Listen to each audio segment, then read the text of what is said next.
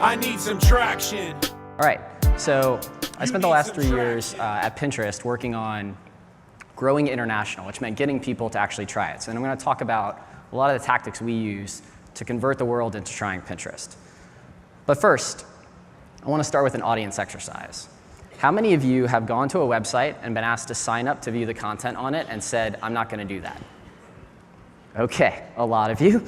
How many of you have gone to a website you already have an account on and been asked to log in to see something you want to see, forgotten your email or password, and said, I'm a bounce, I'm not going to bother trying to figure that out? Okay, a lot of you. And how many of you have gone to a mobile website and been asked to download the app to view the content you wanted to view and said, I'm going to bail instead? Okay. Well, I'm the asshole that asked you to do all those things for Pinterest. And as you can tell by how many people raise their hands in the room, it's really hard work. And that's the type of stuff we work on when we talk about conversion optimization. So historically, I would define conversion optimization as this. Every page on your website is an ad for the next page. And if a page did not generate a click to the next page, it failed. So you find all the pages that generate the least clicks to the next page, and you go work on them and you try to make them convert better. And that's traditionally what conversion optimization has been. But the process is changing. It used to be, you're on a website, you get a person into the flow, you see where they drop out of the flow. These are people with high intent to buy something or to join something, and then you go improve that part of the flow. But with mobile, you're now attracting people that don't have high intent at the moment, because you're trying to get them to download an app so that when they have intent later, they can quickly get access to what they need. Which means you focus on making the download and app flow as seamless as possible so that even people with low intent get through it. And Pinterest had half internalized this when I joined, but they were starting with a mistake, which is everyone's CEO's favorite project, let's redesign our homepage.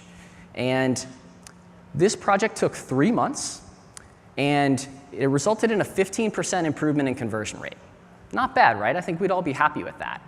But it actually hid a much bigger opportunity, which is most people that joined Pinterest weren't landing on the homepage. They were landing on pages like this, which is a user-generated collection of content that we call boards, and we weren't aggressively pushing people to sign up on these pages, so as a result, the conversion rate was very low. So one of my first experiments was putting this giant banner at the bottom, and instead of letting people scroll all the way to potentially thousands of pins, stop them at 25 and then ask them to sign up to see more. And then if you actually clicked on one of those images, you would get a modal asking you to sign up to continue as well.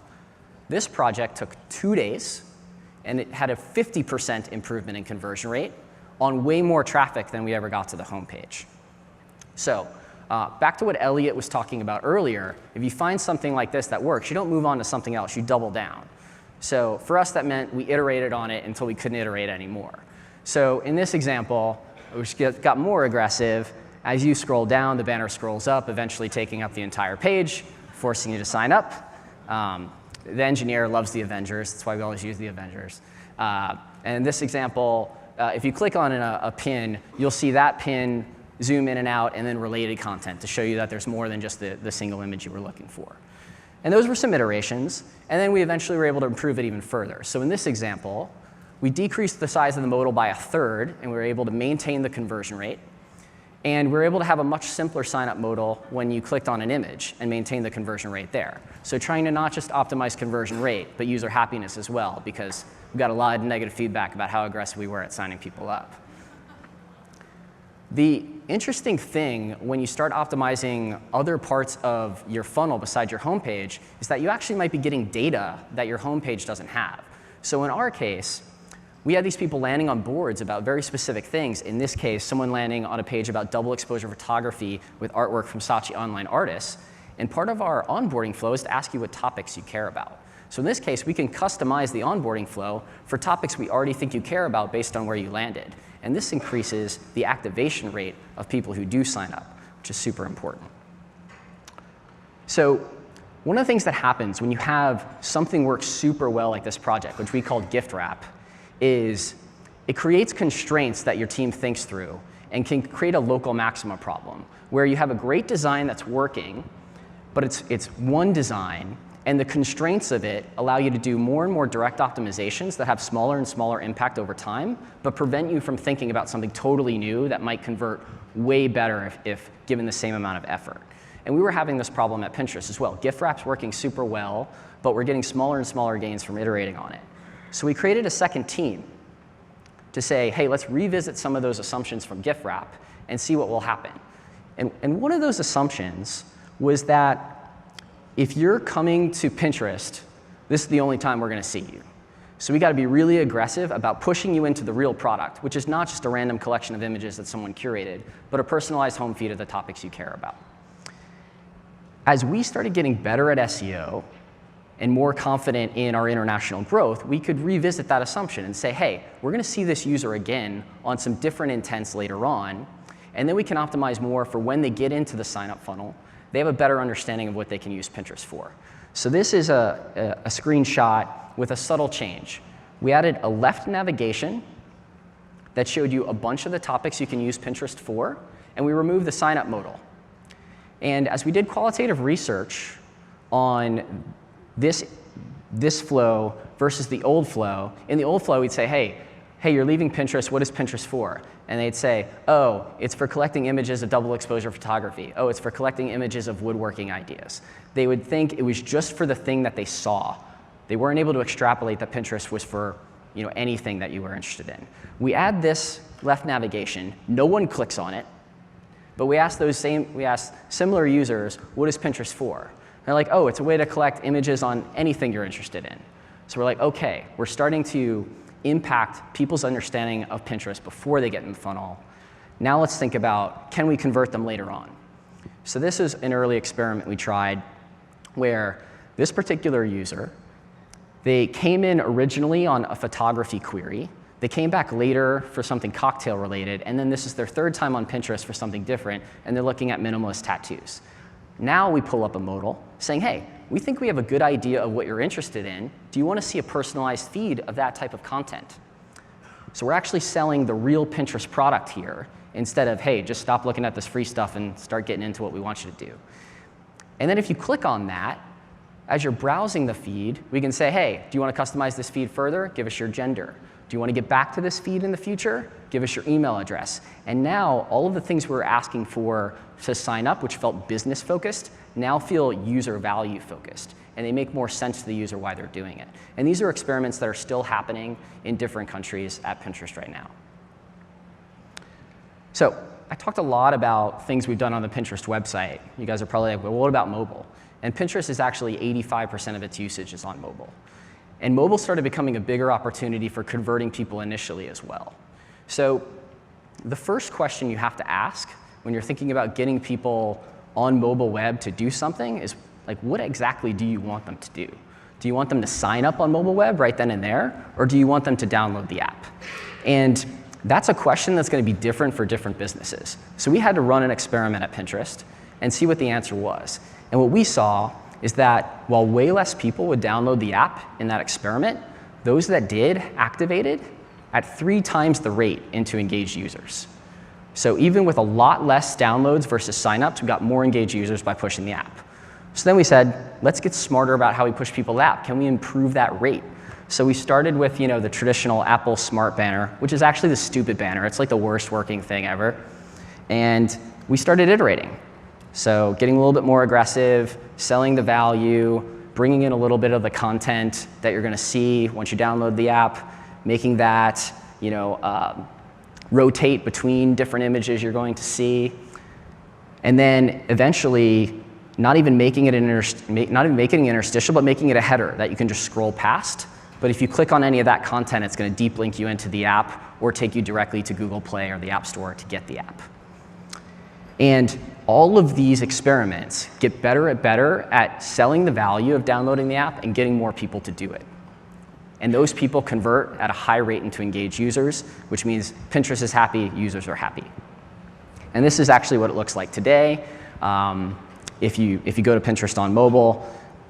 But the other thing that happens is if, like Pinterest, you care about SEO, Google has gotten more aggressive about what types of things they will allow users to do before they penalize your rankings.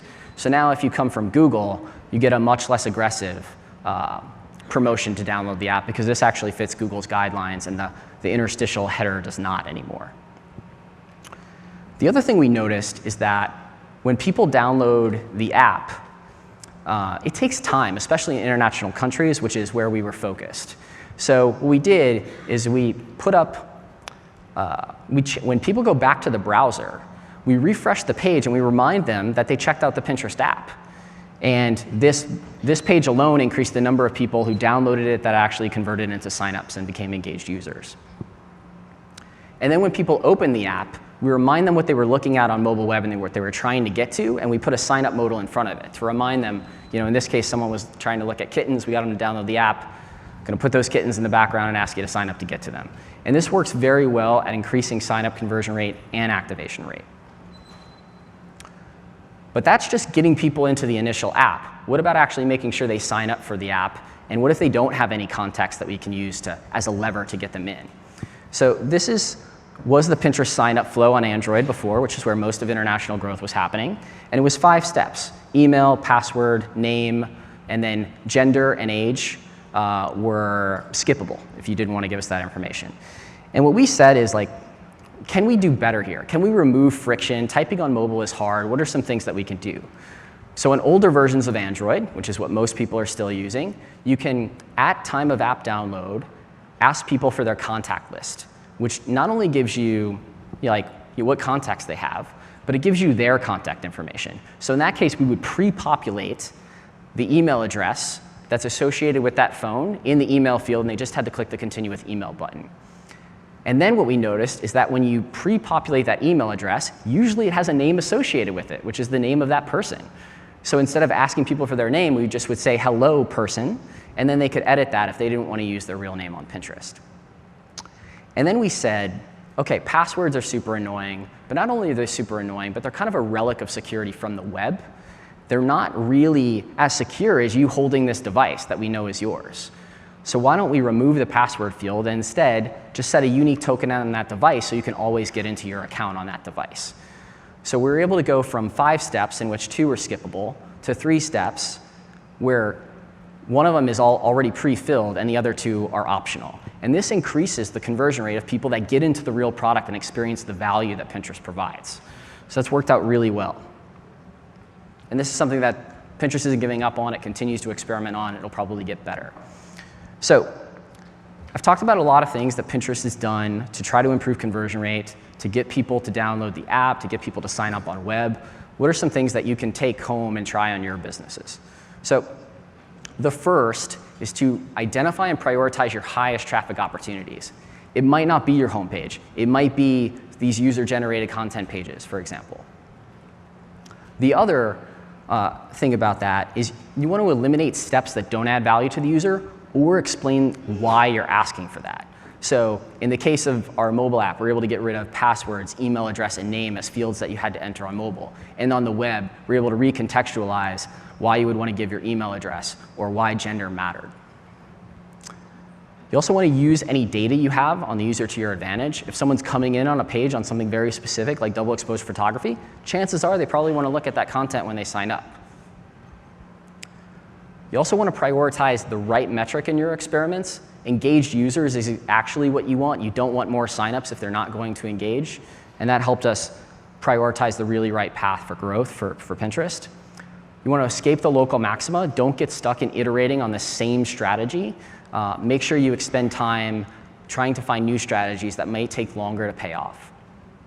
And last, really try to audit your web to app experience, because this is where all engagement is going. And for most people, there's a lot of opportunity to optimize that. It's really clunky if you haven't paid attention to making it good. And that's everything for me, so thank you.